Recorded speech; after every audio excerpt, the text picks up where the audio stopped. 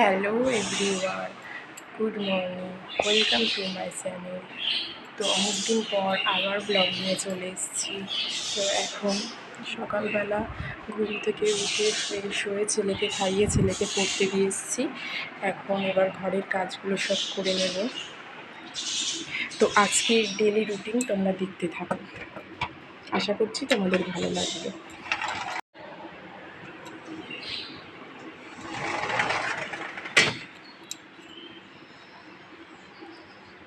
তো সকালবেলা একদম ভিজে ভিজে ওয়েদার, একদম বৃষ্টি হয়েছে সারা রাত ধরে, সকালেও একটু হয়েছে।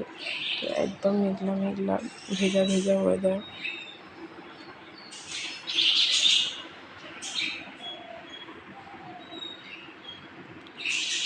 তো চলো কী করি সারাদিন তোমরা দেখতে থাকো। তো এই যে ঘরের কাজ গুছিয়ে এবার চলে এসেছি একটু চা নিয়ে, চা খেতে। তো আমি দুধ চা খাই না, ওই জন্য লাল চা করে নিয়েছি আর দুটো বিস্কিট নিয়েছি। এগুলো খেয়ে তারপর রান্না বসাবো। তো এই যে চা খাওয়ার পরে আর আপনাদের সামনে আসতে পারিনি আমি। তো একবারে রেডি হয়ে একটু বেরিয়ে পড়েছি। তো অটোর জন্য দাঁড়িয়েছিলাম কিন্তু অটো পাচ্ছিলাম না। তারপর আমাদের পাড়ারই একটা ভাই যাচ্ছিল বাস স্ট্যান্ড পর্যন্ত, তো ওর সঙ্গে চলে যাচ্ছিলাম। তো তারপরে আমি আর ছেলে একটু ভিডিওর মধ্যে চলে আসলাম। তো চলে এসেছি সেই জায়গায়, দেখতে থাকো পুরো ভিডিওটা, তাহলেই বুঝতে পারবে যে আমি কোথায় আর যাচ্ছি। তো এই যে হাঁটছি বাস থেকে নেমে, হাঁটতে হাঁটতে এই যে আমার ছেলে দেখতে পেয়েছে আমার মাকে। আমি আসলে এসেছি আমার বাপের বাড়িতে।